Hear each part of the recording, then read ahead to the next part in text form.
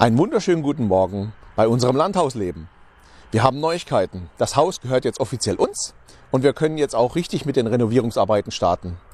Es ist sehr früh am Morgen und die normalen regulären Arbeiten sind erstmal dran, wie zum Beispiel den Kamin anheizen, den Ofen im Keller anheizen, damit das Haus warm und trocken wird. Außerdem müssen die Hühner rausgebracht werden und das möchte ich euch jetzt gerne zeigen und dann auch einen kleinen Rundgang durch das Haus machen, um euch zu zeigen, wie weit wir schon gekommen sind, was alles für Überraschungen schon aufgetaucht sind und ich möchte euch auch gerne zeigen, wie wir gearbeitet haben. Zumindest kleine Bruchstücke und ein bisschen den Zeitraffer, damit es nicht zu lang wird. Seid gespannt, ich nehme euch jetzt mit und los geht's. Gut, als erstes bringen wir mal unsere Seidenhühner raus, damit die einen Auslauf haben, frische Luft haben und ja, ein paar Insekten finden. Los geht's!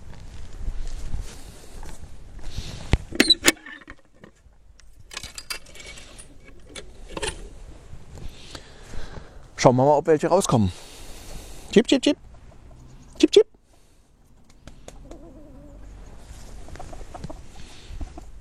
Na hallo? Herkules? Ja. Hm? Dicker. Na, wen haben wir da? Pinsi und Brigitte. Hallo. Hm? Wo habt ihr denn Hugo gelassen? Na, wo ist Hugo?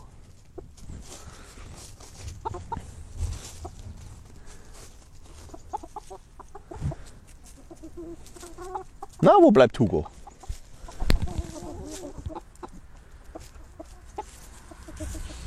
Der kommt bestimmt auch noch. Gehen wir jetzt als nächstes zum Ofen, um das Haus ein bisschen heißer zu machen. Wir sind jetzt im Keller. Hier heißt es zuerst einmal Kohlenschippen in den Eimer und dann unseren Schwerkraftofen heizen und auch die oben, die 2 Kaminöfen. Zeige ich euch gleich.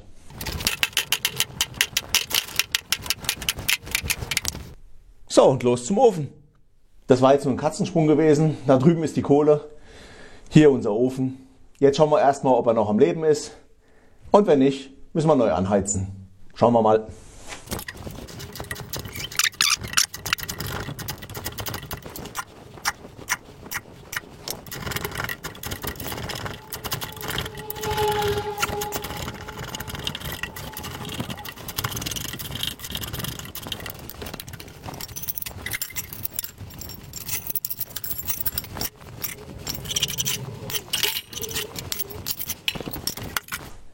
Gut, und jetzt kommt die neue Kohle rein.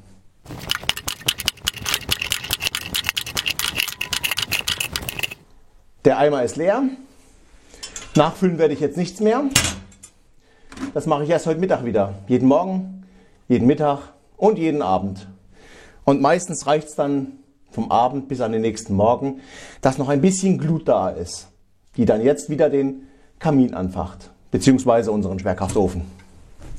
Geht es weiter nach oben, da sind nämlich nochmal 2 zum Befüllen.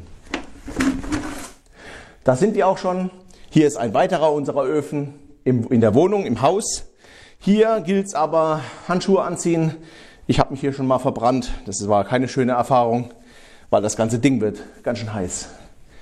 Schauen wir mal, ob hier drin noch was lebt. Unten war es ja schon sehr mau, da war nicht mehr so viel. Und ich glaube, hier ist der Ofen aus.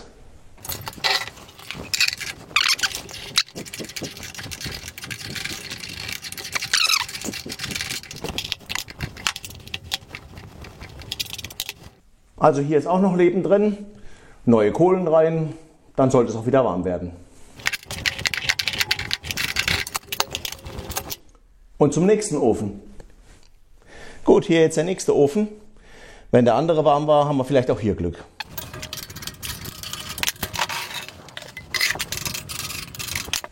Ich weiß nicht, ob ihr das sehen könnt, aber so ein kleines Stückchen glüht noch. So ein kleines Stückchen. Sollte aber reichen. Gut, das war's. Jetzt können wir wieder nach draußen gehen und dann schauen wir mal weiter. Gut, das waren jetzt erstmal die Arbeiten, die jeden Morgen, jeden Mittag und jeden Abend gemacht werden müssen. Bis aufs Hühner rauslassen, klar. Das machen wir nur morgens zum Rauslassen und abends zum Einsperren. Wobei ich da auch, und das blende ich euch mal ganz kurz ein, eine Lampe eingebaut habe in den Stall, damit die Hühner abends alleine reingehen. So, und wie ihr jetzt sehen könnt, Kamin brennt, also Kamin qualmt. Es ist alles in Ordnung.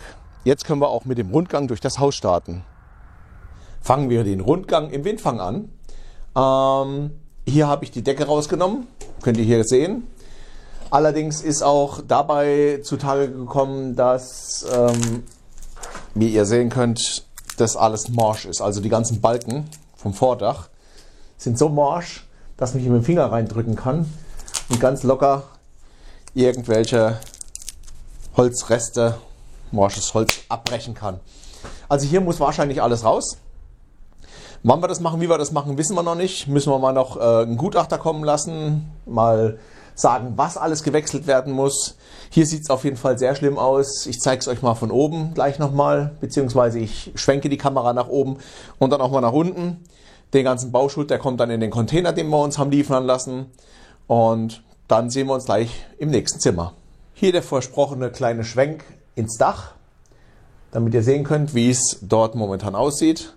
Ich habe hier das Holz rausgenommen, ich habe hier die Deckenpaneele rausgenommen, da waren noch ein paar Holzlatten gewesen und eine Menge Bauschutt, den ich euch auch jetzt gleich noch zeige.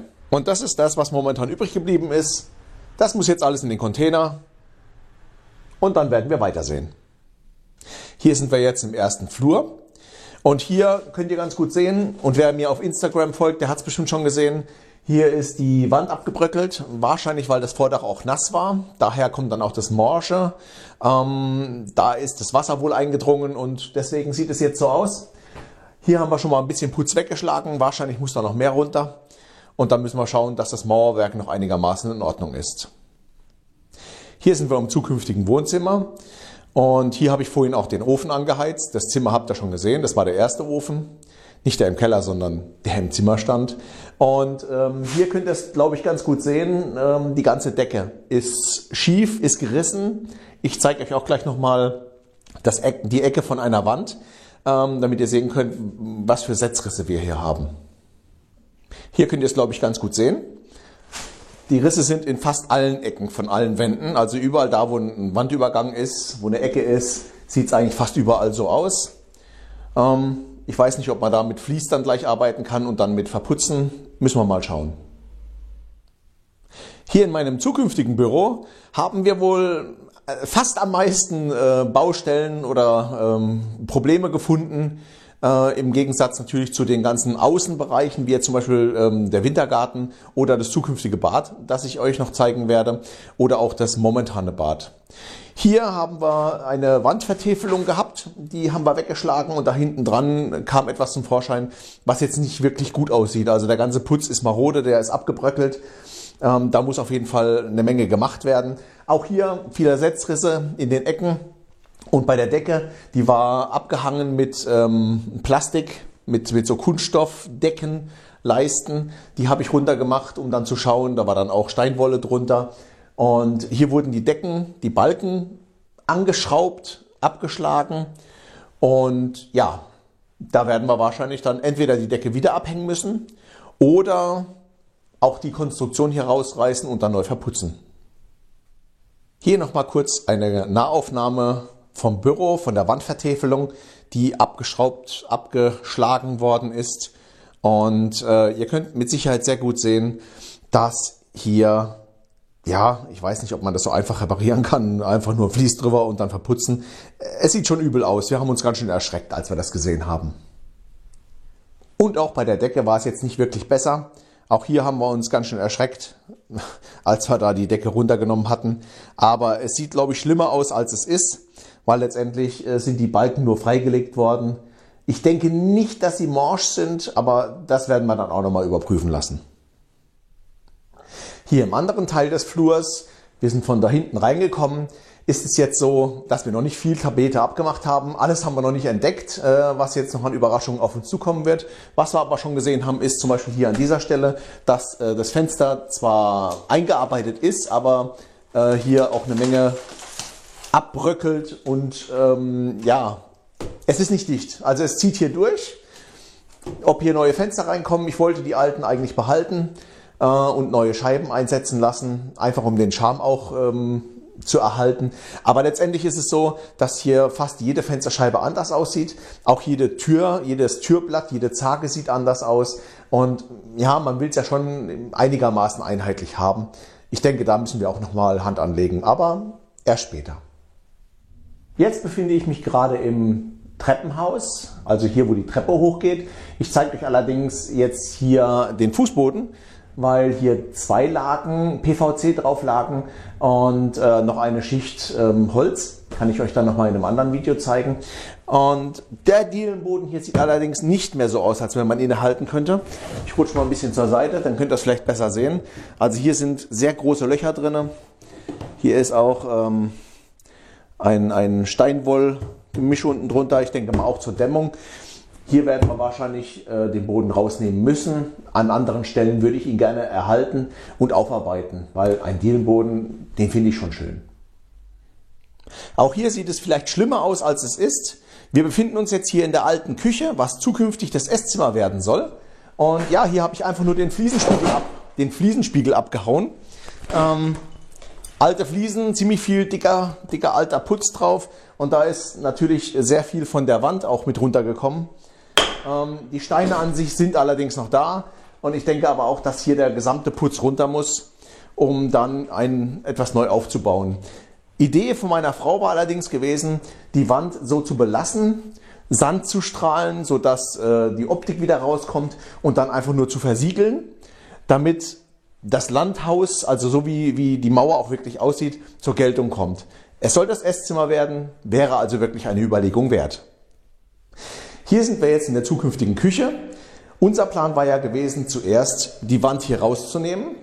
Der zweite Plan war gewesen, weil wir nicht wissen, ob das vielleicht doch eine tragende Wand ist, sie ist ziemlich dick, zu sagen, okay, die Tür und die Zarge kommen raus und wir machen hier so eine Art Rundbogen rein.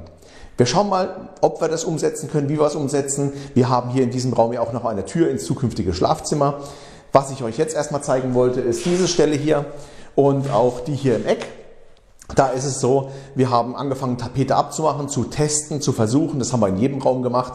Und hier sieht es wohl am schlimmsten aus. Hier sind 5 oder 6 Laken mit wirklich sehr starkem Leim aufgetragen worden. Und da sind wir natürlich am Kämpfen, dass wir die Tapete runterbekommen.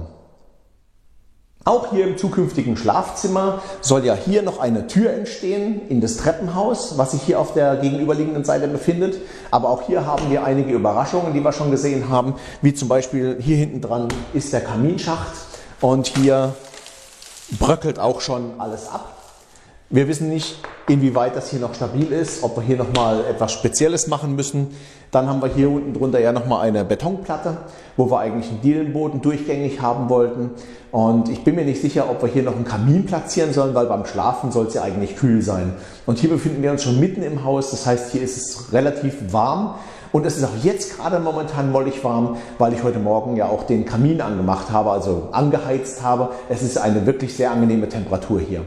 Die Mütze kann ich mir eigentlich auch sparen, aber wir gehen gleich in einen Bereich rein, wo es wieder kalt wird. Und hier sind wir auch schon in dem Zimmer, wo es etwas kühler wieder ist, weil hier habe ich die Decke wieder rausgerissen, da schwenke ich gleich nochmal hin. Dementsprechend sieht es hier unten jetzt auch auf dem Boden aus.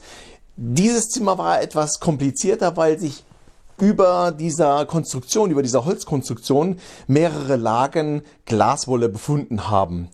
Ich habe hier mit Vollschutz gearbeitet, ich habe hier also einen Mundschutz angehabt, einen Atemschutz mit einer Schutzbrille, mit meiner Mütze, die ich jetzt auch ein paar Mal gewaschen habe, damit die Glaswolle wieder rausgeht.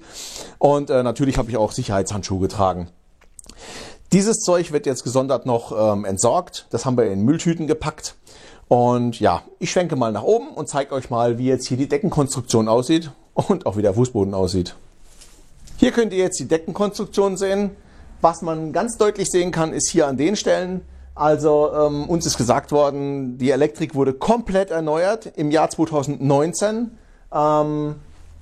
Nein, ganz sicher nicht. Hier sind noch zweiadrige Kabel drin. Beide haben die alten Farbtöne, die man noch kennt aus sehr alten Häusern. Also das definitiv nicht. Was ich sehr schön finde, ist die Balkenkonstruktion, die ist eigentlich noch ganz gut erhalten in dieser Stelle. Hier ist wirklich nichts morsch, wo ich jetzt zumindest denke, dass hier nichts ausgetauscht werden muss. Allerdings müsste das Dach neu gemacht werden, trotz allem. Also keine Schindeln sind hier drauf, sondern so eine Art Dachpappe. Die würde ich gerne noch austauschen zu, sage ich mal, Biberschwanz oder was auch immer das Dach dann später kriegen wird. Hier noch einmal die Deckenkonstruktion von unserem zukünftigen Bad, beziehungsweise das war ja eben schon das Bad von unserer zukünftigen Dusche. Und auch hier sieht es eigentlich relativ gut aus. Was wir sehr interessant fanden allerdings war, dass sich auf diesen Holzbalken, die hier drauf lagen, Hühnereier befunden haben. Und auch ein Stein, der sah aus wie ein Hühnerei. Also es waren 3 Stück, die ich gefunden habe. Keine Ahnung, wir haben jetzt mal hier Nachbarn gefragt und die meinten, dass das irgendwelche Marder oder so gewesen sein könnten, die sich die Eier gebunkert haben. Aber von Marderspuren war nichts zu sehen. Okay, ansonsten, ja, ein paar Wespennester gibt es so ganz kleine Wespennester. Aber ich denke, im Großen und Ganzen, wie gesagt, morsch ist hier nichts, zumindest nicht augenscheinlich. Ich denke, auch das könnte man behalten oder erhalten. Und dann hier eine Rigipskonstruktion aufbringen, die jetzt wasserabweisend ist, sodass man hier wirklich eine Dusche reinbauen kann. Ich bin selbst gespannt, ob sich das realisieren lässt. Da müssen wir noch einen Sanitärer hinzuziehen, der uns dann sagt, ob das mit dem Gefälle auch hinhaut, ob das mit dem Abwasser hinhaut, weil wir hier kein Abwasser haben. Wir haben hier noch kein Gas liegen. Von daher ist noch einiges, was getan werden muss und was noch beantragt werden muss, bevor es hier wirklich in medias res gehen kann. Gut, dann hier noch einmal ganz kurz den Boden gezeigt von unserem zukünftigen Bad. Und ja, ihr könnt sehen, hier ist Glaswolle dabei, hier ist Stroh dabei, hier ist auch natürlich Staub dabei, aber auch Bauschutt. Also das muss jetzt natürlich noch alles weggekarrt werden in den Container, beziehungsweise die Glaswolle dann speziell entsorgen. Hier sind wir jetzt im alten Bad, das jetzt zukünftig dann auch unser Wintergarten werden soll, damit wir einen besseren Ausblick nach draußen haben. Und hier wird auch Waschmaschine und Trockner stehen. Das, was ihr hier oben seht, das war ich nicht.